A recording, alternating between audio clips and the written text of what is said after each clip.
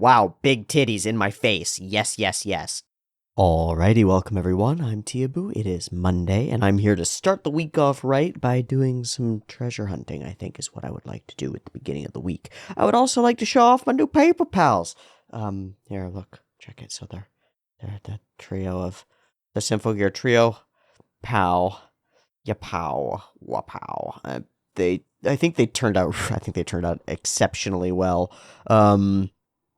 I still have to decide whether I want to spray them. I got some matte Krylon like archival spray to lacquer them with, and the last time that I used a lacquer, it wasn't a paper specific lacquer, and it didn't end up that well. That's part of why there's no Akame ga Kill thing anymore. It sort of fell apart on its own, and it was the only one that I had lacquered. The ones that I haven't lacquered have actually lasted pretty well. And this is pretty good paper, so I'm thinking I might just leave them as is and not do it, but these have been a project that I've been working on in the background over the course of a couple of weeks, but on and off, obviously. I've done, I think it was like one each day for the drawings or tracings of them. These, by the way, are not original art, like, at all. There's a lot of, like, conversion by eye, and like, what color is that, and how can I make that show up? Because it's a different thing to make something show up digitally, or to make it show up to yourself versus to make a color scheme show up on camera. It's a little bit different. And so there's been some messing around with that and trying to figure out blends of colored pencils and all that jazz, but essentially these are traced from the Symphogear like anniversary. They did these plastic plaques with printing on them, and I thought that those had really great art on them, so I took them and I totally drew over them. So don't credit me for the awesome designs of the characters. Those are their own thing. But I still really enjoy the process of trying to imitate and trying to go through and do what I've seen and make manifest a thing from just an image. You know, like, I've got this image of these plastic plaques that exist elsewhere, and I can take that image and turn them into my own version of the thing that can sit on my desk, and now I have a physical representation of the Sympho girls, as well as a physical representation of the hours of work that it took for me to make them, which is to say, the love that I have for these characters is now represented and manifest physically in a way that, I don't know, it does something. It does something. It feels like something. I did a drawing today. I've been doing a drawing every day. It's kind of hard to see necessarily what this one is, but that's an X-Acto knife. It's this X-Acto knife, actually, which is what I use to cut the Sympho girls out. And it's that cutting through a sheet of paper that is sort of the endless landscape, and through it is like a starry, planetoid, space infinity type of reality. So there's something there subconsciously within me, or artistically unideated, inarticulate within me, which is like something about the process of cutting these characters out manifested an infinity into a specificity, took an uncertainty and limited it down to something that could actually become real in the real world. And that's those. I don't know. That's where my mind is at with it. Layers and layers to that are that I'm like three books deep into Richard Dawkins' general set of works. I'm currently listening to The God Delusion. I did Untangling the Rainbow, The Magic of Reality, and one of the other ones. I don't freaking know. In any case, been listening to a lot of science stuff. So Hawking. And then some Plato, did The Republic by Plato, listened to, and now on to Dawkins, and listening to a bunch of Dawkins. And that's pretty fun. It's a good balance with the sort of mythological framings of things that I've been looking at the mythological lens through which I've been looking at the world for a little while. It's good to have a, like, hard science style, deeply suspicious and cynical toward theology and even mythology. It's good to have that balance there, and to go through and see what I agree with, what I disagree with, and what I sort of, how do you put it, can't help but agree with. You know, it's like, but I wish that there was something about this that was a little bit more mythologically satisfying and emotionally potent, but there isn't. Darn. They sort of have to begrudgingly agree with. Anyway, it's been a fun exploration over the course of the weekend and the past few days, going through and looking at things that way. All that being said, by way of introduction, I am moving toward watching a show, and I'm going to skip over one. It's the first time that I've skipped over one, and I'm skipping over it because the one that I'm skipping over I want to give some credence to, and I want to give some attention to in a proper setting. I don't know. I'm just trying on Stampede. I'm leaving that be for right now, because it's a Studio Orange production in super 3D stuff, and they're totally like rewriting portions of the Trigun story, and there's a lot of Trigun that I have an emotional attachment to, so my viewing of that might end up being fraught by that. It might be like, oh, I hate it because it's not the thing that I'm used to. You know, when I think of Trigun, I think of the episode 1, which I watched not that long ago. It's up on the Patreon. And the comic book style dark line work and the incredibly detailed, very carefully orchestrated 2D animated gunfights and the stuff about it that is so tactilely of its era of animation and so specifically of a particular style that it feels like a travesty to do it by any other means. And it might not be. It might be great, but I want to separate it out and look at it to really, really look at it.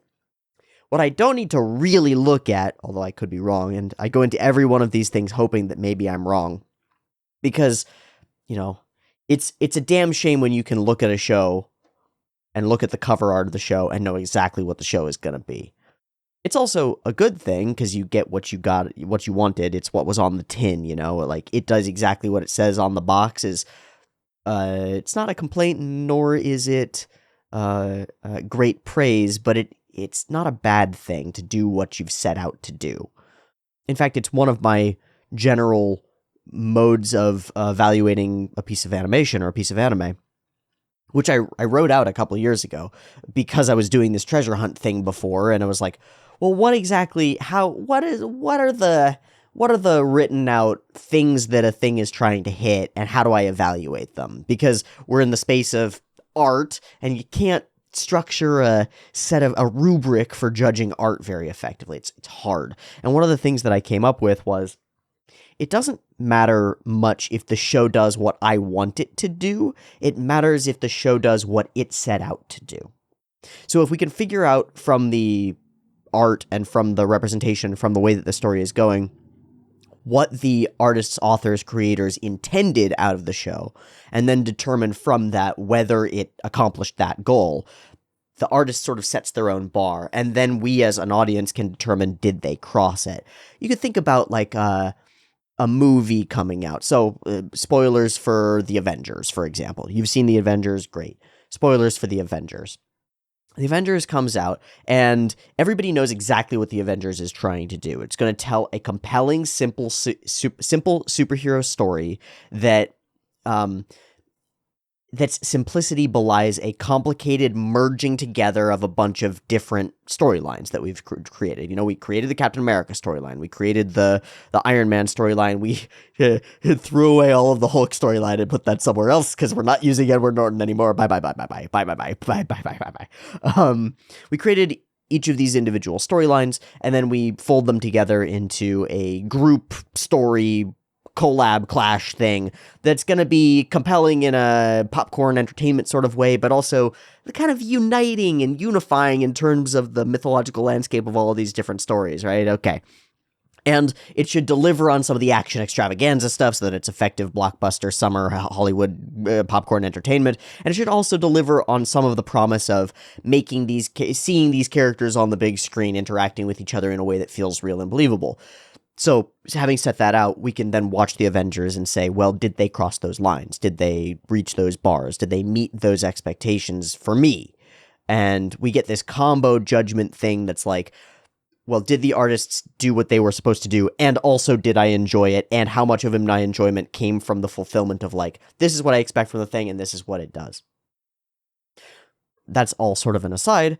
All of it stemming from the promo art of 解雇された暗黒兵士30 die, no slow, nah, second life. Chillin' in my 30s after getting fired from the Demon King's army, which has big titties.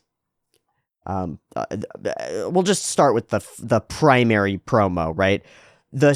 He looks like he's actually disabled. Ah, he looks like he's just an idiot. He has every mani as you can get. Simple brown haircut, flows around brownly, right? He's wearing some medievalish garb, but it's like midway peasant garb. It's like not upper class, lots of coats, Lelouch Britannia, sort of V Britannia sort of thing. We get that from the guy up in the top corner with in the red hair, who's doing a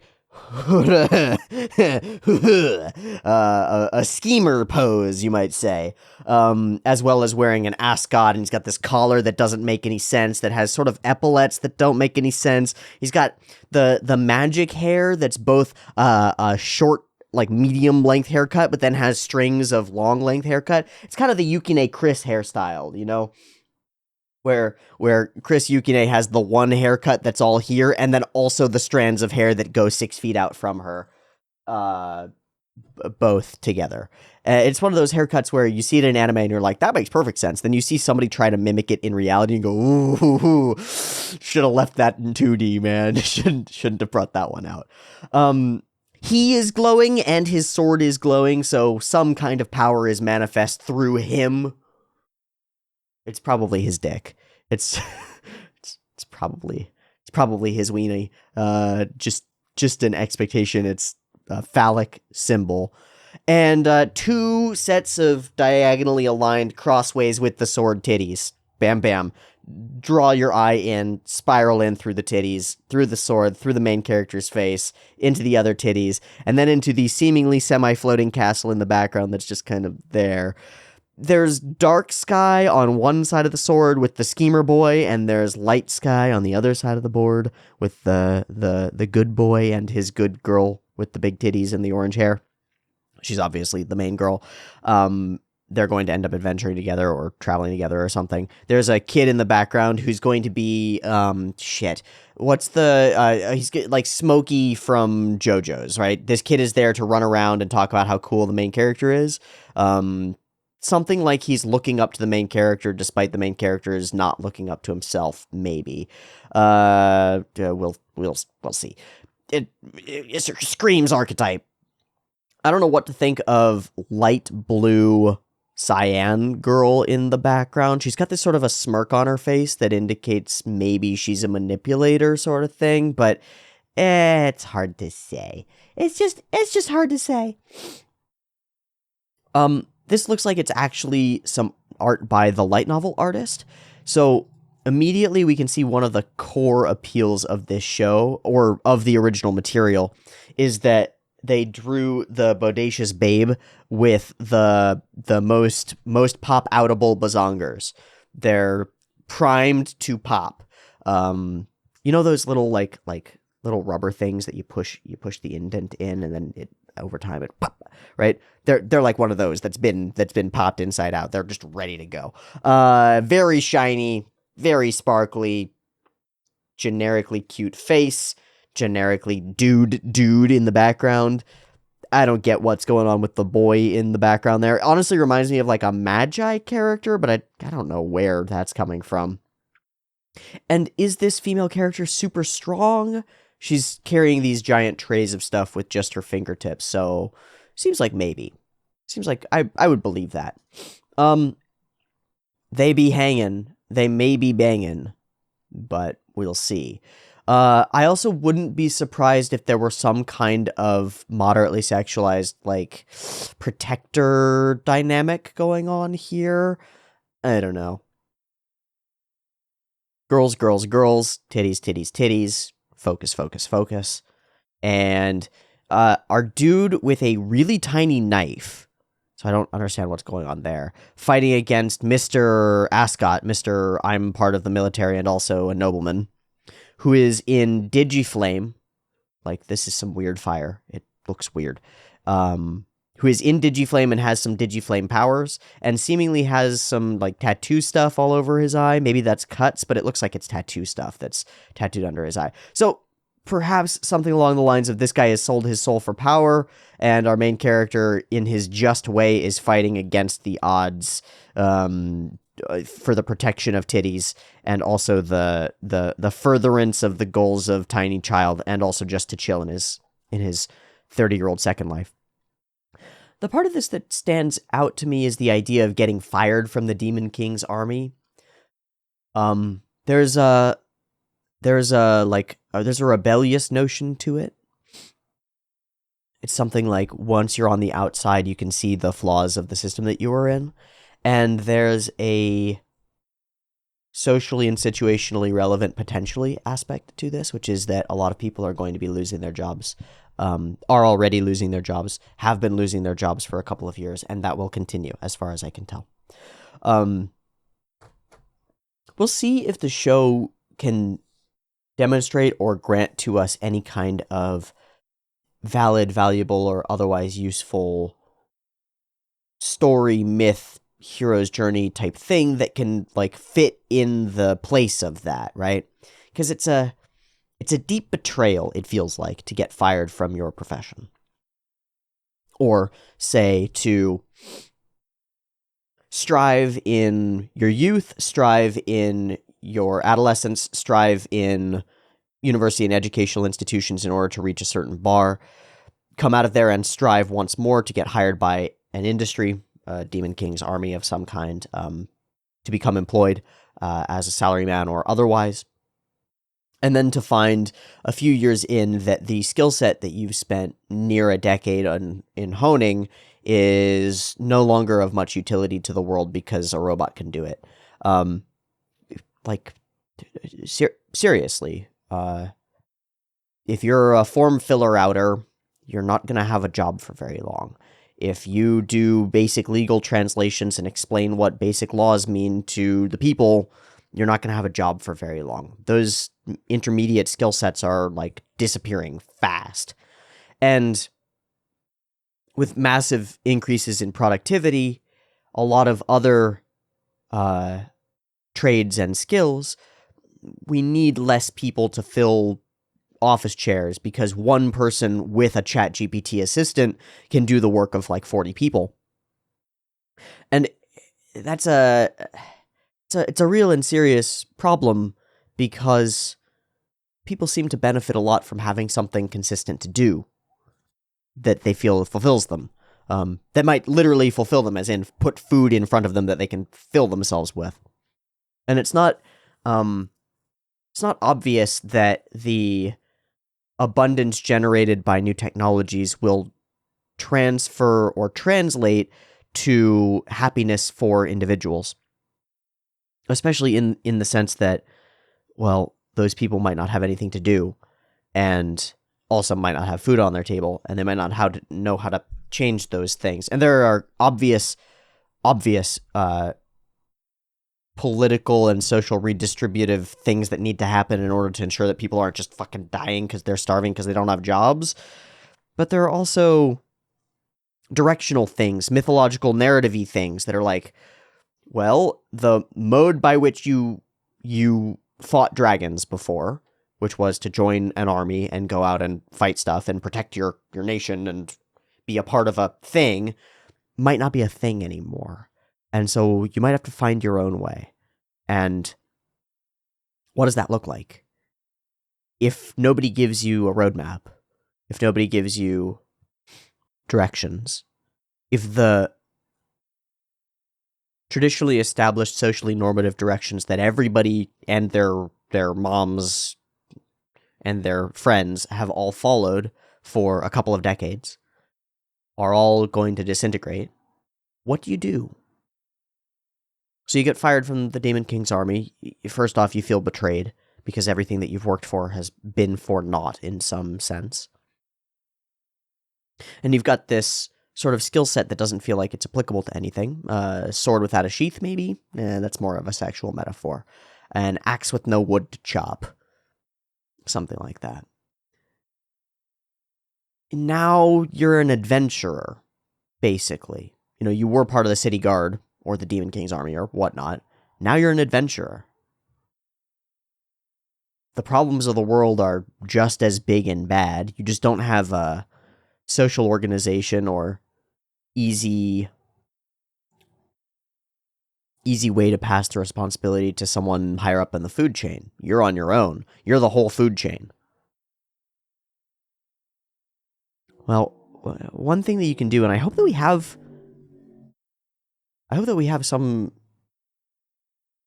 representation of this, is you can become really dark and really angry at everybody who caused you to be here, to be where you are, and be really resentful and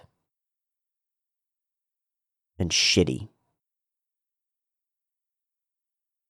It's understandable to go that path, but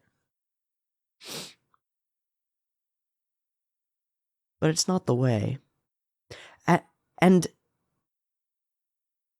the way may not be pursue immediately that which presents itself to you as fun and joyful. Get drunk, sleep with anybody that you can, make as much money as you can through whatever means necessary or possible. Essentially, fulfill yourself as quickly as possible in the most expedient ways.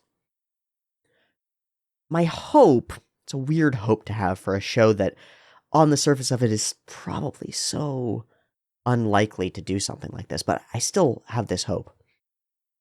My hope is that it represents something about determining what you want to strive for your own purposes, and then gathering a small group of people to whom you are responsible in some way.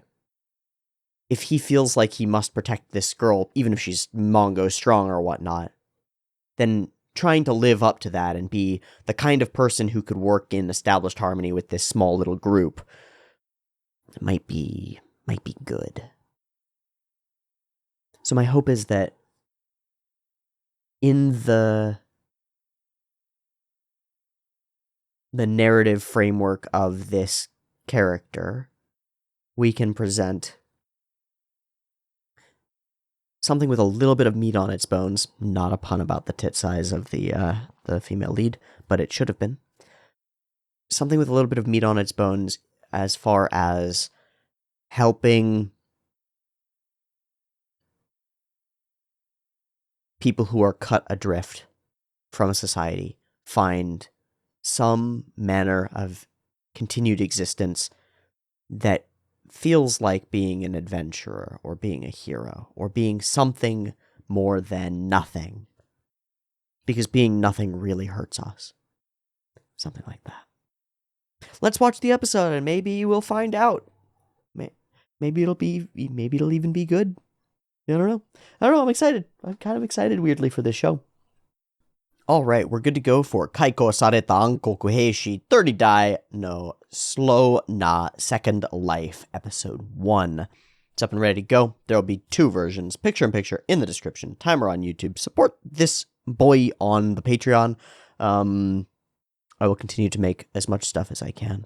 And let's give it a watch. Beep beep timer.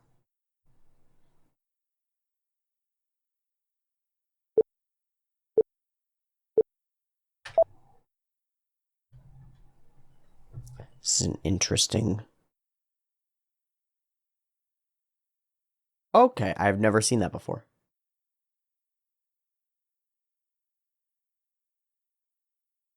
No. No! No! Not with that sound.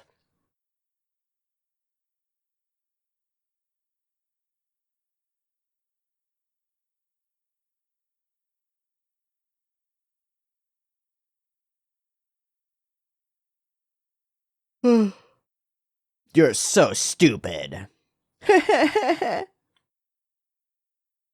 But completely.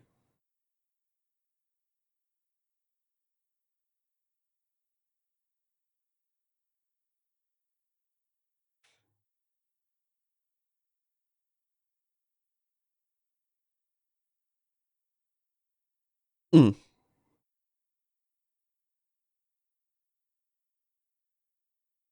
You at the bottom.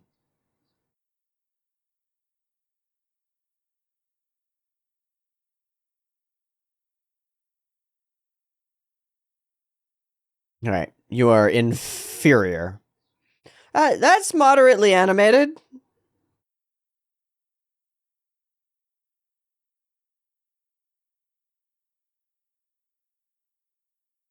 I don't give a fuck. Yeah. Okay. So, holding on to tradition as, and like the good favor of.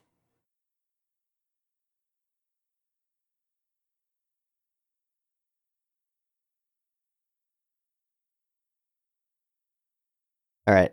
Well, they totally ruined it with the sound design, unfortunately, and many sliding frames. We'll see if how it continues.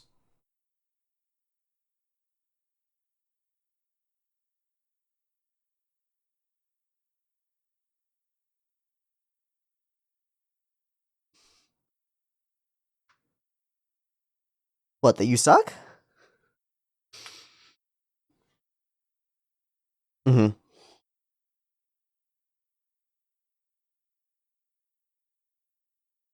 And you don't have it. So how do you know you're a demon then? If the only thing that distinguishes you is the ability to use magic and you don't have it, what if you're human?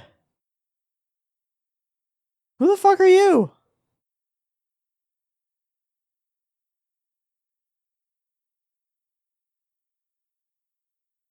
I got fired, bro.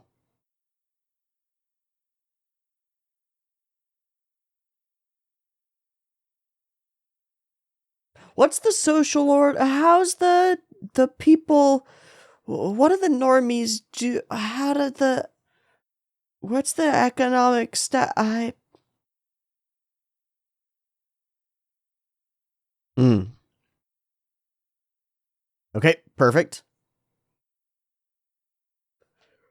Run straight into girl, please. No time in between. Just like full send, face to titties, accidental like hallway clash. Oh my god. Just run into her in the middle of the forest as she drops her books everywhere. Oh my god, no way. Are we gonna get, is that a panty shot? It's not. It's implied. I'm shocked. Ha! Shiroka, really? All right. Slam bam, flam wing. Oh. No, he's got some strength.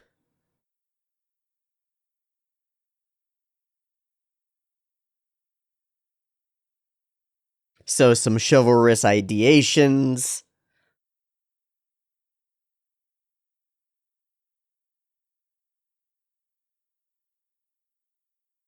Oh, oh my god.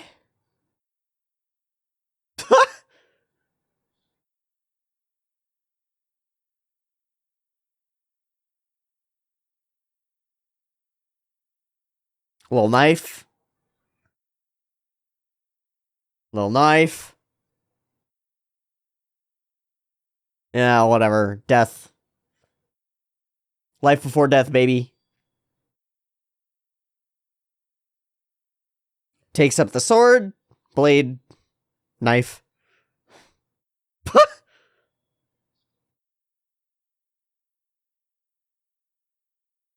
I'm certain I've heard that track elsewhere.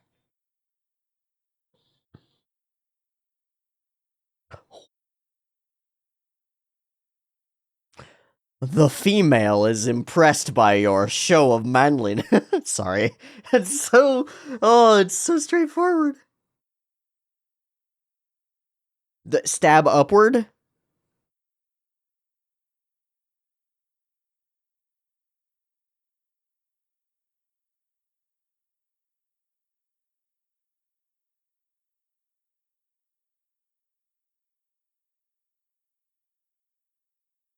Ah, because I copied his style. Taters, taters, taters. I mean, the bow, and then that right in front, it's like, it's all... Oh, and there you go, and add another base. It's all these little mini implies.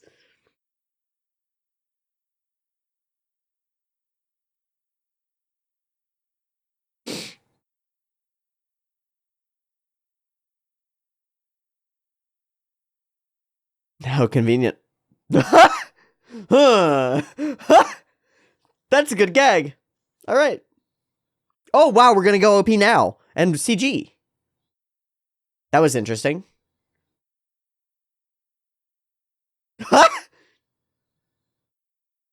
See, that's the best part, is him just looking all gaunt, laying on the ground eating grass. Perfect.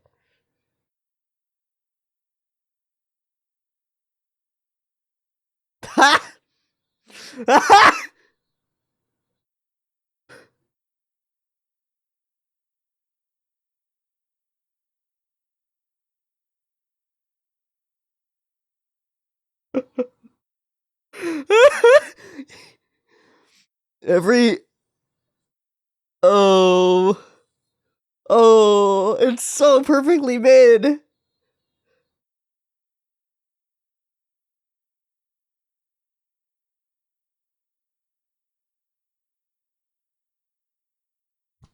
Very, very paper cut, cardboard cutout styled. I don't mind that.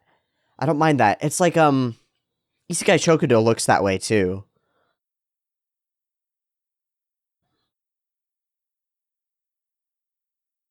The overall flow of the OP feels good, especially given the crucial focus. What matters here? Hmm.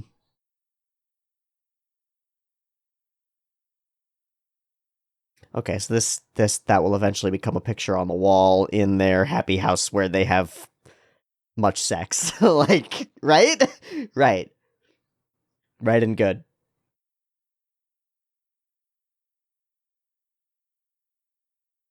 Meet the parents day one? Oh, shit. Hi.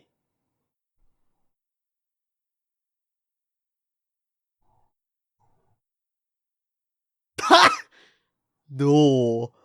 Oh. He still hasn't consciously thought about that at all. But there's no difference between humans and... Okay. I'm a demon who got fired. Why are you wearing Demon King's army military? Oh. That is exactly what happened. Are they going to tell his oldest time this?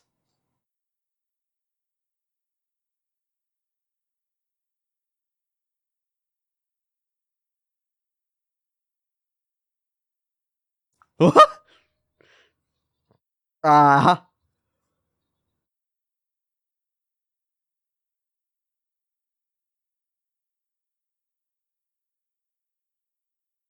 Well, I appreciate...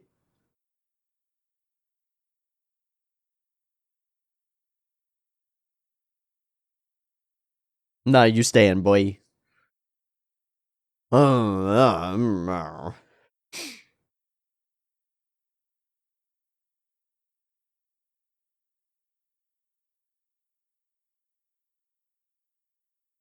Maybe people are good, something like that. Beep beep beep beep beep beep. Beep beep beep beep beep beep beep beep.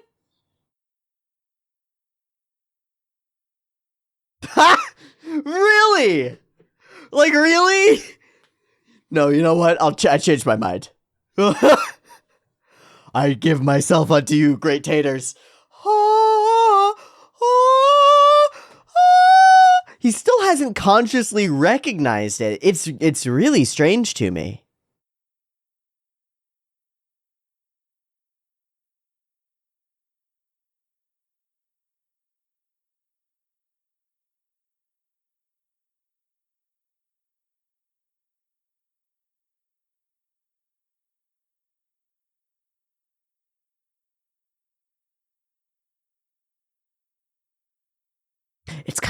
It's really strange to me that there's no conscious representation or realization of the attraction.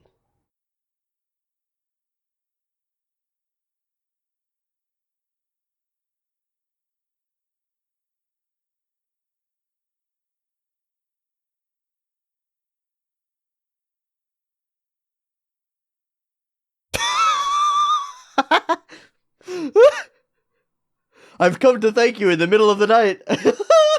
Alright, good night. Wow.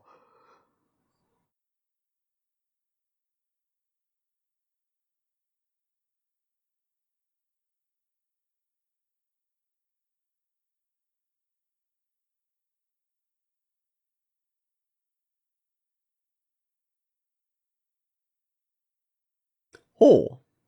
What kind of guild? That kind of guild.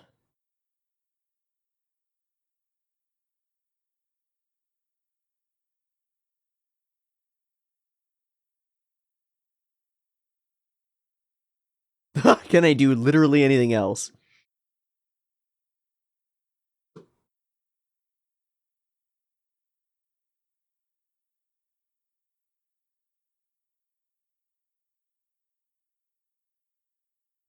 You're actually a human.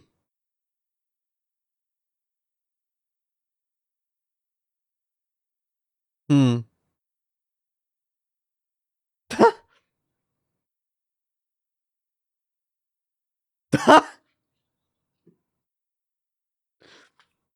Brilliant.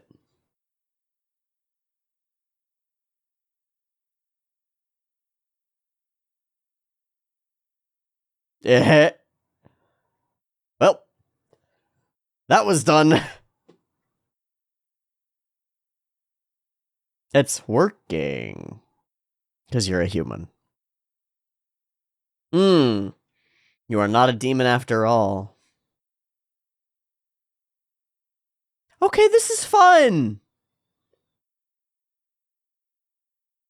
Is that E rank? For pretty shitty?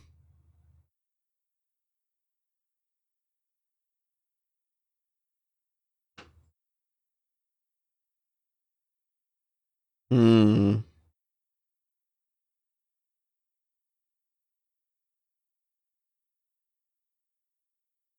Alright. Intriguins. Oh, yeah, you were adopted. Yeah, okay. Alright, well, yeah, that tracks.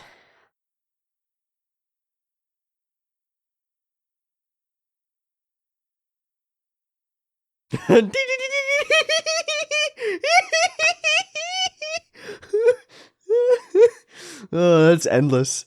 Just endless enjoyment. Oh, shit.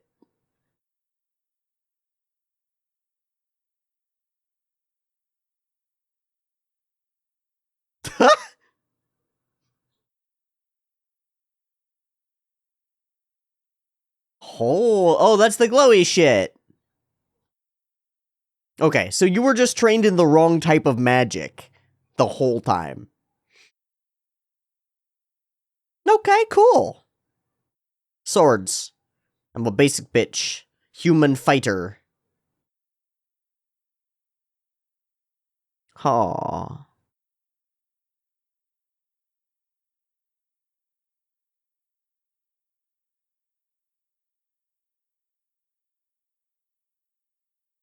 Yeah, demons and humans are not so different, eh? And the girl is like, Suge. Oh, you're so sugoi.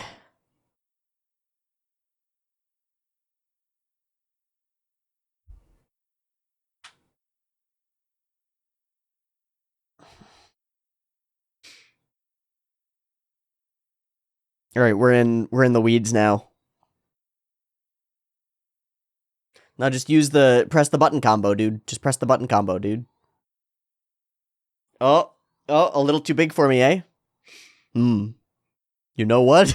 I think I can do it because titties. Oh my gosh. It's so much weirder than I thought it would be. Oh. Oh. Pop pop. Oh, he slapped so good my tits popped out of my shirt. Oh my god. Oh, he's gonna be great at all of them? Is he gonna be great at all of them? Fuck off.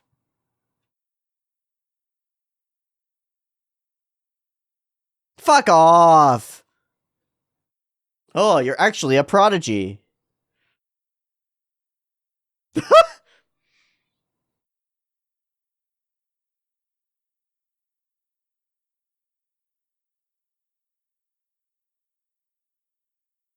What about the other two?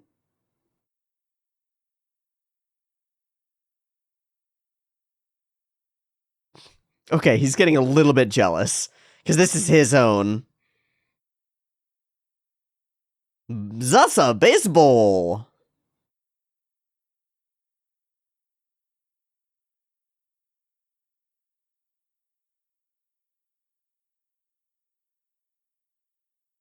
Oof.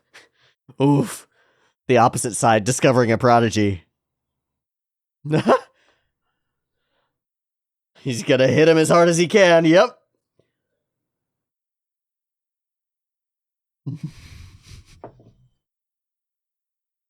It's a good joke. That's the point.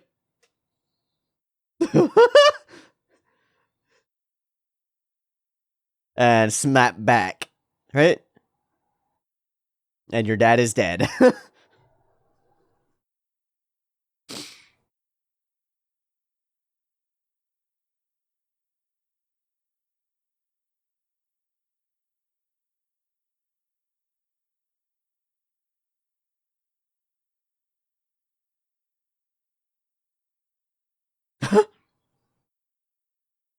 Right.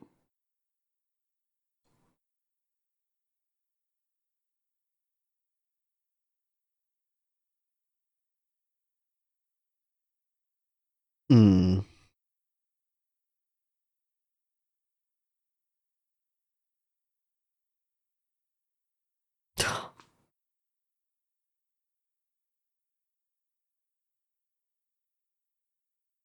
Ah, there's the nose and it's right on it.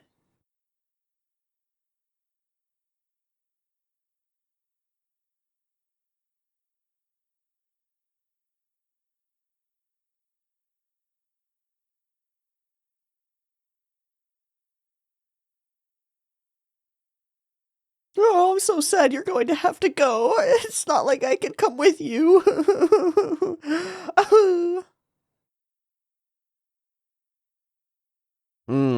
My heart is here with your daughter's chest. That's literally what the scene says. Holy shit. That's literally what the scene says. And that's fine and reasonable, but oh my god, it's so ah, ah.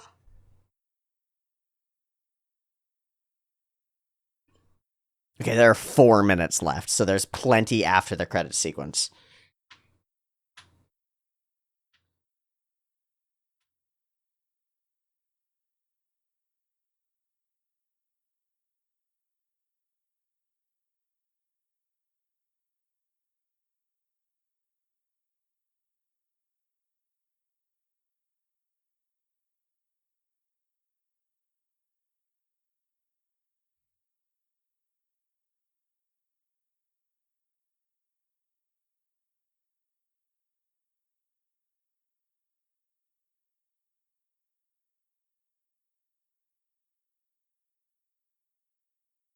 We still haven't met that character.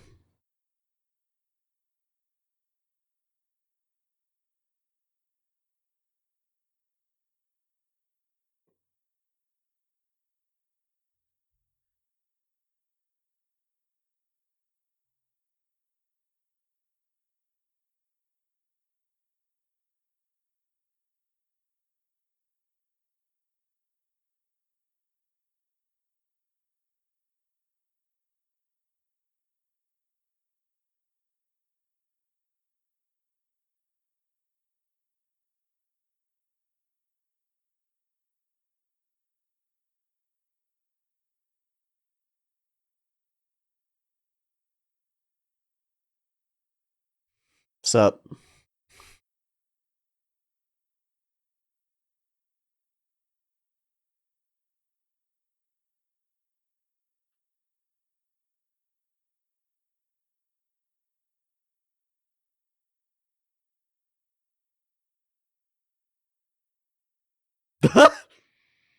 Everybody thinks he's very handsome.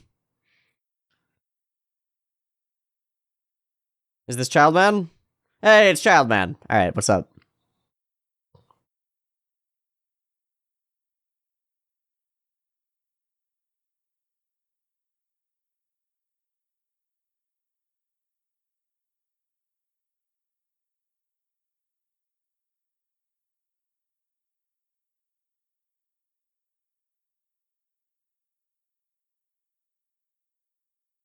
You suck! One above that. Yeah, okay. Ah.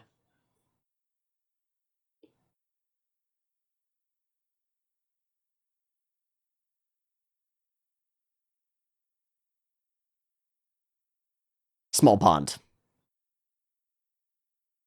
Mm. You are now a surrogate father to this unruly teenager. Here. Oh shit, fuck.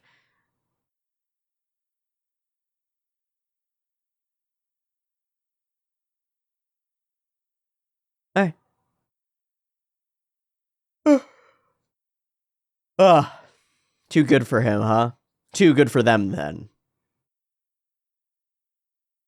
There be monsters in the forests. A violent monster in the forest.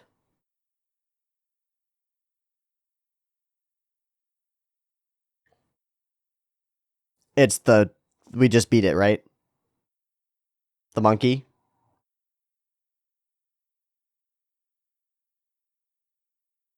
Oh.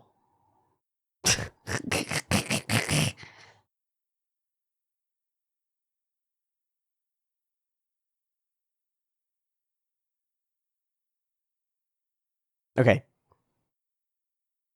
You can tell from this ending stinger that it's going to become less tightly written as we go along.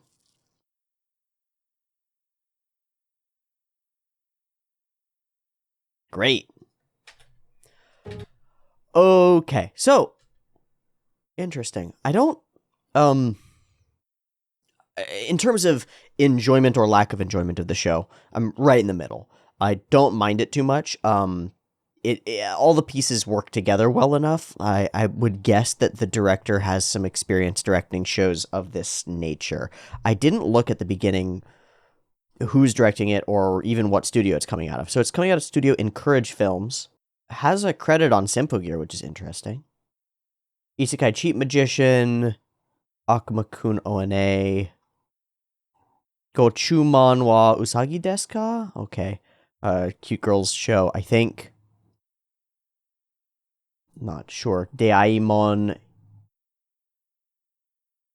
Oh, and the Skull bookseller guy. So it's got some weird credits all over the place. Who directo? 4 producers. Are there more? Jeez, it's a lot of producers. 5 producers. Fumitoshi Oizaki is directing. Was an in-betweener on Evangelion and storyboarded 1 episode of JoJo's Part 4. Key animation on a bunch of things all over the place. Now let me sort by most recent. Now, so with the death of Ikeda Toyo, he was appointed as the representative director and president of Encourage Films. Okay. Storyboard on an episode of Gleipnir. Director on this. Director of Akumakun, not yet aired. Director of Deaimon, I haven't seen and I don't know about. Merc Storia. Centaur no Nayami. A few things, none of which are like super standout. But has been working in the industry clearly. Okay. That tracks to me because the overall flow of the thing feels pretty solid. It doesn't... I don't immediately detest it, except for the sound direction on the first scene. Really, this first opening, boom, is bad.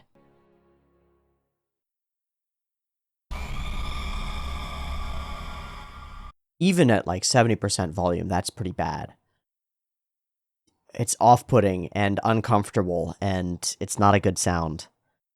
I understand why they used it where they did. It's like a big shock to our main character. Oh my god, he's gotten fired. That ain't the sound though, guys. Come on. You could have done so much better. Structure and authority rejects you, mostly because of cynicism and a lack of understanding of the past, and also malice. You know, this guy's genuinely malicious. This chick is genuinely scheming, as we sort of expected, I think. That works out just fine. The fire dragon looks pretty good, I think. I think this initial fire dragon cut is pretty good. It's maybe the best that we get over the course of the thing. There's one cut later with the demon monkey thing that's like cool for a second, and then the rest of the show is sliding frames. And so be it. Like, fine. I don't expect much more than sliding frames, really. Get some background information. I'm a demon who can't use magic. You're a human. And away we go into the far beyond. The friend who gets left behind archetype. Yeah, all right, kind of a scholar. We'll see if he gets corrupted further by being a part of the demon thing. I don't know. Wandering the forest. How will we run into our main female lead character? Well, she will run away and give us a glorious panty shot as our first meeting. Could you ask for more? Could you ask for a more perfect interaction? Okay. So, shit. How do I... This scene or scenes like it happens with some regularity, right? To the point where it happens regularly enough that it doesn't feel wrong, in some sense. It feels expected. Kind of like you watch a show and you expect the XYZ beats to be hit, and XYZ beats are hit, and you go, nice, it did the thing that I was expecting. As opposed to the other enjoyment that we can get, which is like, I expect XYZ, and ABC happened. It was fucking crazy. This very much hits the same beat as you might expect. It's familiar. If we want to give the most benefit of the doubt narratively and say, like, maybe there is a fundamental mythology being revealed to us through the artistic works of the people responsible for creating this show and the pieces of material that it's adapted from, I assume a light novel. If we give the most benefit of the doubt, then it's something like, in the slump that you have after everything falls apart and you don't have any purpose, you find purpose. The 30-year-old male finds purpose in the discovery of his libido. Something like that. Of, like, sexual desire, coupled with a sexually desirable female who is under threat. Something like that. Do I give it that benefit of the doubt? Or is it just a contrivance in order to make our character smash into hallway smash style into the female lead and awaken to his ability to protect? Is there a difference? I don't think that the author is consciously thinking through, like, how do I make this a relevant and mythologically resonant narrative? But I do think that they're thinking, how do I introduce this female character? And then they're drawing on this legacy of literature that they've read, literature used broadly, film, anime, light novels, manga, that they've read in order to figure out some kind of representative idea of what the first interaction between these characters might be. And then they've shown that and written that out. And the sequence is the only time that he consciously acknowledges anything sexual or perverse or even demonstrates any kind of like conscious interest in this female character, and it's fascinating to me. It's fascinating to me. The camera is always explicitly non-diegetically honing in on her most outstanding feature. Always non-diegetically. It's never from the viewpoint of the male character. You know, if we cut from here and we show the panty shot, then we're inside the character's eyes. And I argue sincerely that it makes sense to do that. We're showing the character's eyes. He's being drawn by her sexuality, and he is. But he, first off, never consciously represents that inside his own mind. Like, we have a full window into his brain, and he never thinks, either in a perverse sense or a totally normal human sense, wow, what an attractive girl. Wow, big titties in my face. Yes, yes, yes. Never thinks it. It's always below the surface. We know that it's happening as viewers. It's shown to us over and over, non-diegetically. But it's as though the show doesn't want to cross some line into sexualization of the character. And then because of that, there's this iffy, like, towing the line, staying behind the line sort of feel to all of the sexualized sequences, which are deeply sexualized. Like, that character is as sexualized as she can be. And there's something dishonest about the way in which she is sexualized. It's not like, okay, it's not like the Monogatari series, which is in many ways, very honest with its sexualization.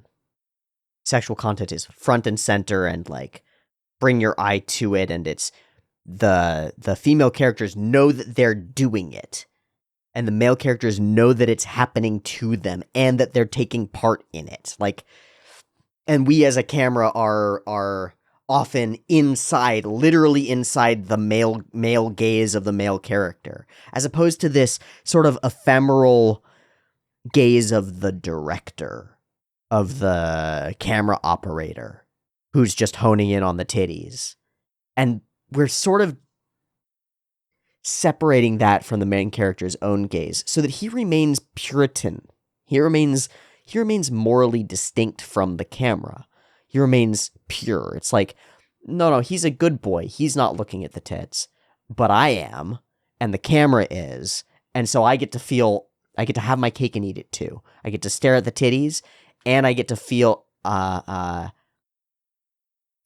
linked to, I get to self-insert with this protagonist character and feel morally superior because he's not staring at the tits. It's weird. It's weird. I think I would much rather have direct to VHS fan service. Personally, because this is slimier. To me, this feels slimier. Now, that being said, I've seen the alternative, and it doesn't appeal to me very much. The pervert protagonist archetype, where you've got the Meliodas character who just goes up to girls and gropes them, right? Or is just like, titties. Even Mushoku Tensei Rudy sometimes fits that archetype as well. And I think seeing them in comparison like this, I much prefer that, because it's much more accurate to my own experience of maleness and also humanness. Is like, nope, thoughts are directly in the perverse realm immediately. And to think that I'm somehow disconnected from them in the way that this guy is sort of just like, I'm not paying attention at all. Like, he fully makes some decisions over the course of the show, specifically and explicitly given the framing, or implicitly given the framing, because of titties. He makes life decisions because of titties, and we don't talk about it. It flies under the radar. That's weird. It's weird. Shiroka. Oh, they were white. So, So this is bad. Boing. Whee! One frame. One frame of monkey goes slam. One frame of girl goes whee! Some rocks go flying. Now, it's a great example of how much work you can get done via compositing, via, like, just putting layers together and moving things versus actually redrawing images to animate them, right? Slide the thing across the thing, slide the thing down, bam, pretend that it actually, like, compressed by putting the frame order properly, but you didn't even have to because its legs disappear behind the rock face behind it. Girl goes, bah! And it all happens so fast that it sort of tricks your brain. You do the little camera shake and shutter, and you've got the little things rising, and so it all feels momentum-y. but it's all fake. It's all not animated. Oh gosh, I'm a fainting maiden in distress. Oh, hurrah! Sliding, hurrah! It's not even sliding, really. It's just like still frame, speed lines, still frame. I will protect. Oh, suge! Oh, this boy is so suge! This cut. Hurrah! Yeah. God, it's like so few frames. It's actually cool for like, it's cool for 1/8 of 1 second. It's pretty cool looking. And then Kuleshoving it together to give a momentous weighty punch. It's all cool camera trick Kuleshov effect stuff, like, which is one thing, and then another thing shown in juxtaposition with each other tricks your mind into thinking that they've happened at the same time. And it's pretty effective. Again, this speaks to the director seeming to know what he's doing, and the studio seeming to know to some extent what they're doing, and like the ADs probably know what they're doing as well. There's an ability to weave together a set of scenes that conveys what they're trying to convey, and that's part of the bar for sure. A weapon. Relying on a weapon made by humans, it doesn't matter. I'll pick it up and I'll fight like the heroes that I've hated. And he stabs up and he does the. Okay, it's all pretty straightforward. Excuse me. Okay, so over the next 20 seconds, we do 3 implied. How do I even put it? Because they're not even directly in frame necessarily, but they echo into distant worlds. I don't know how to put this. When a large-breasted female character does a deep bow, you can see that from every angle. Close your eyes and think about it. Large-breasted female character does a deep bow. You can see that from every angle, especially from the angle that the protagonist is in, right? So when this large-breasted female character does this deep bow, and it kind of bounces, you see that from every angle. Your brain knows exactly what just happened there. It doesn't need to be shown on screen. It doesn't even need to be implied. It's already there in your mind, and you're sort of waiting to awaken that set of memories that are representations of this. Okay. Next, right in front of the chest. And the sword is not the most carefully drawn part of this sequence. It's the 2 lines right here. Right. Why? Well, obviously. Where's your focus? But it's not where your focus is, because it's not where the camera's focus is. It's where your mental focus is. But it's not explicit. So this is that line towing. It's like, what are we not showing you? It's interesting. And then 3, she manipulates a bag across the chest. Something that you've probably witnessed in real life and certainly witnessed in fictional representations. Hup. Right. And he turns away and she drags him back. I'm taking you back to my village. By force! I thought the OP in general is pretty cute and fun. Bam! God. Exploding onto the scene. Oh, right. This stuff. Ba-boing. Right. Yeah. Okay. Right. Yeah. Okay. Right. Some various pieces of storytelling that may or may not matter. He's being sat on by Hadi Makati, and he loves it. We have the focus.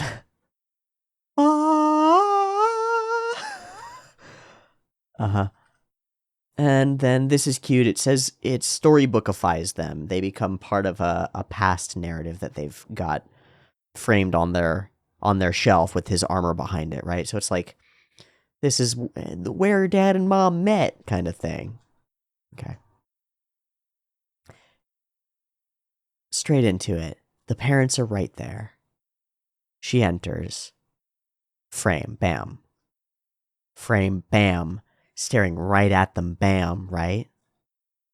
Oh. expresses nothing of it, thinks nothing of it, doesn't think about it. Isn't that weird? I feel like it's weird. We've got a window into the character's mind. At that point, with so much sexualization front and center, and he's clearly partaking in it, our window into his deepest thoughts is, oh gosh, they're gonna find out that I'm a demon and kill me. Reasonable fear. But that's not what he's visually focused on. It's not what he keeps focusing on throughout the whole conversation. It's like, it's weird. Okay, so he tells us lie. We get the compassion of her compassion is overflowing as is much else. Very close, and you are invited to stay, and you are more than invited to stay. I'm actually your enemy. I can't. It's a danger, so I can't. So... And he turns and opens his eyes, and what he sees is not her face. We pan away from it. That's not the decision-altering part.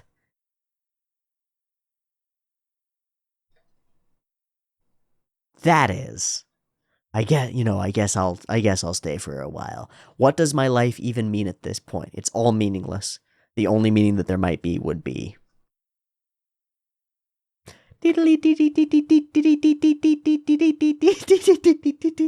know about you, but I can do the math of drawing in a line pretty well here. And I get it, actually. It's her heart. He's sensing the aura of her heart. Buried deep between and behind layers of memory. And in case you didn't get it, we'll pan in a little closer. The call to adventure stands before me. I shall be in your care. And we even framed this one that way. And then food gag. Okay. That's weird. This is evocative, right? This immediately lights up every representation of, oh, I'm so grateful that you saved me yesterday. May I come in and blah, blah, blah, whatever, wherever it goes. It lights up every one of those representations. And it's additionally titillating, right? She's in her night clothes, yada, yada. Glowing in the moonlight, etc. Right. And into plot. This ends up being plot. We forced the contract in some significant way. It reminds me of the scene where she grabs him and drags him into town. There's this mild entrapment by the feminine and family in order to get this strong dude to be a part of their village and stuff. I don't know. It's kind of an okay-ish scene with digi magic. It's fine. And I'm a human the whole time? Wow, it's like my history makes all that... Oh, ditties. This is a good scene. Right. Time to terrify you. And we discover, of the course of things, that he's the bomb diggity dog at literally everything. And he doesn't think that he can do it, and then we pan over to the most important motivation that any man can have. Well, I'll say something that I found interesting when it happened. It's an anecdotal event that occurred in just a couple weeks ago. My roommate had a couple of his friends from work over on one of our Friday nights, and simultaneously, the situation arranged itself scheduling-wise so that the kid who's sometimes in the house, who is 3 at this point, and pretty big for 3 and pretty smart for 3, was also there that night. So we toned down the partying aspect, and he hung out with us for much of the night. And much of that involved dancing, because the kid likes to dance. And so I showed him some dance moves, and he danced with his dad, and he danced with me, and he danced all over the place, and he danced his pants off. Not literally. He danced a lot. And one of the things that happened that was really interesting and so obvious that a couple of us actually noted it to each other and spoke about it afterward was, of the friends that my roommate had invited over, there were these two rather tall people, a couple, and the girl of the couple, I think a number of us thought was very pretty. The kid in the group absolutely thought she was pretty and kept dancing for far longer than he would have otherwise, and danced in silly ways continuously, and tried new things continuously. And every time he would do that, he would sort of look up to see what the pretty girl thought of it. And of course, she's being encouraging and taking like a proper role in this. She's not like judging him and being like mean. She's smiling and encouraging. And so he takes that encouragement and keeps going with it. And we noted it a little bit later because his father was like, I've never seen him like really, I mean, I know he likes dancing, but I've never seen him kind of go off like that. He was like really showing off. And the boyfriend said maybe it's because he had a pretty girl looking at him. And I was like, that's exactly what it is. It's 100% that. You can watch it happen and see the way that he's oriented in space toward her all the time. Like, his experience of dancing is no longer the experience of joyously dancing. It's the experience of attempting to receive recognition for your actions from the feminine. Straight up. Unconscious in this child instantiated at age 3. Right. So there's something definitely and kind of obviously true about the way that men historically have risen to the sort of challenge of the watching feminine. Something like that.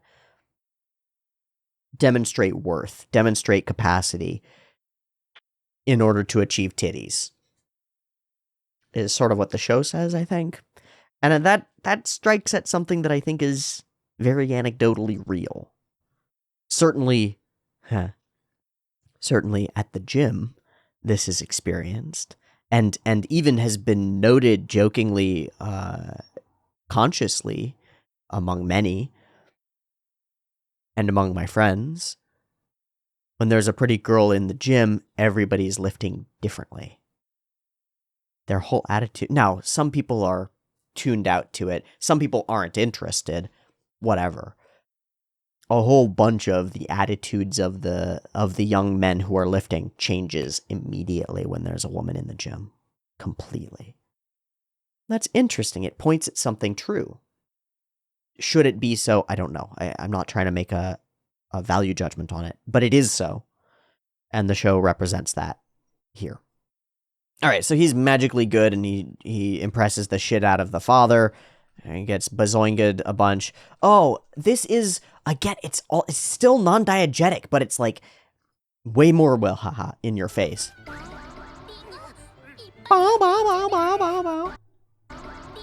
Right, we sound effect it, but we can't comment on it, and he can't think about it, and he can't ideate it. He can't be conscious. Weird, it's weird.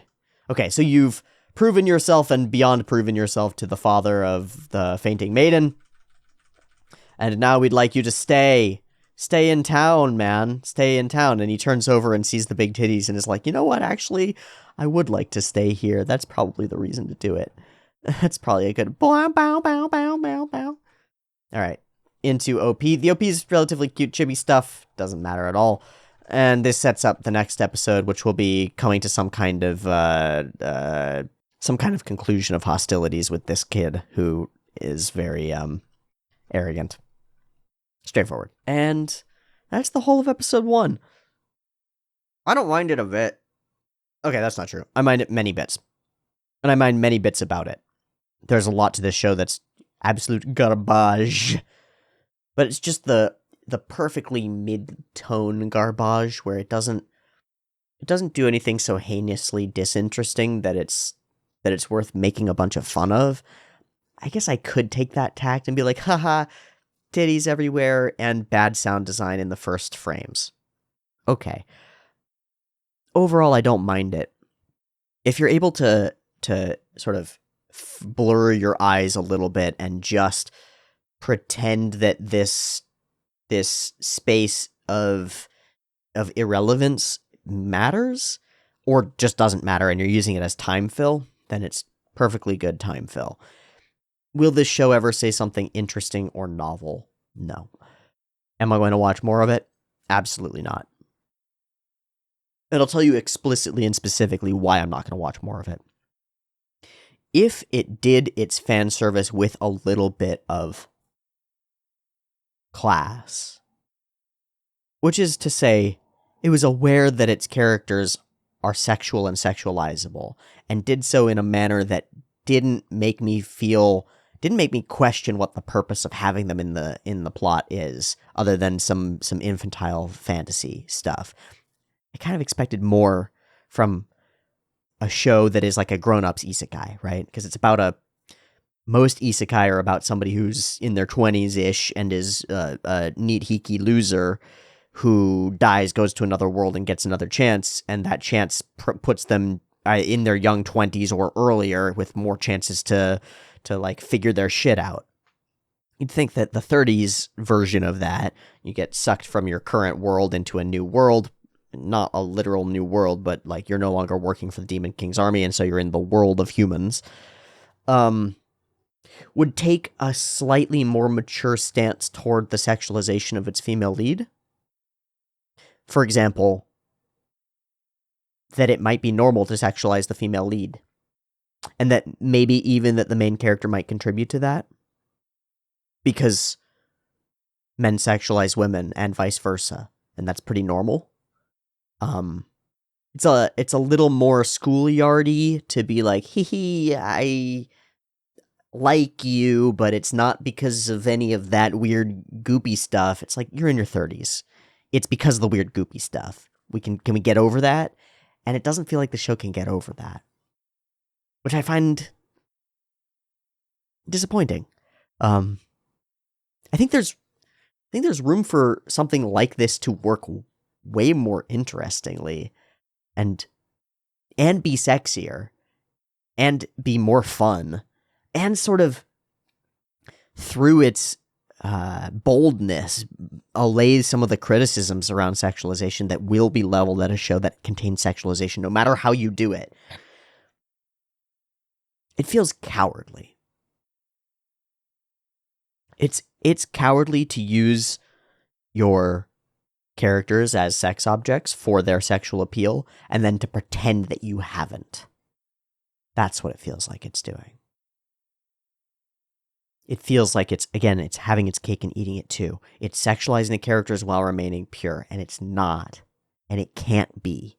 So I would much prefer that it leaned one way or the other. Either it leans the direction of like a serious show, where it never sexualizes the characters, except insofar as they do themselves, or, lightly in some circumstances, but doesn't lean on sexualizing the characters as a pull, as a hook, and just uses like strong character writing and cool action scenes and good emotional development and blah, blah, blah. Well, the show doesn't have strong character writing or good action scenes or solid emotional development, so it can't do that.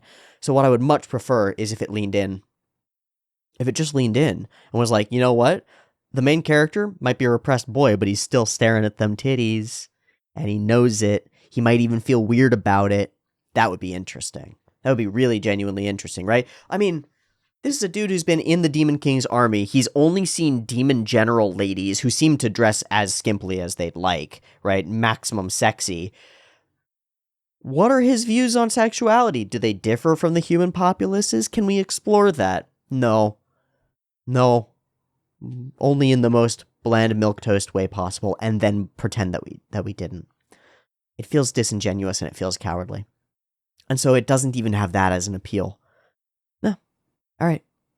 It's different than I expected. It's about quality level about what I expected, but in different ways than I expected, for sure. I thought it would be a little bit more bold. It's so front and center on all the promo art with the tits everywhere. I thought it would be a little bit more bold with that in the actual show, and it's not. Really interesting. Okay, we'll leave that there, and that'll be it for that treasure hunt. Not buried gold. Just face buried in tits. But not thinking about it at all. All right. See you next time for more treasure hunting. Peace.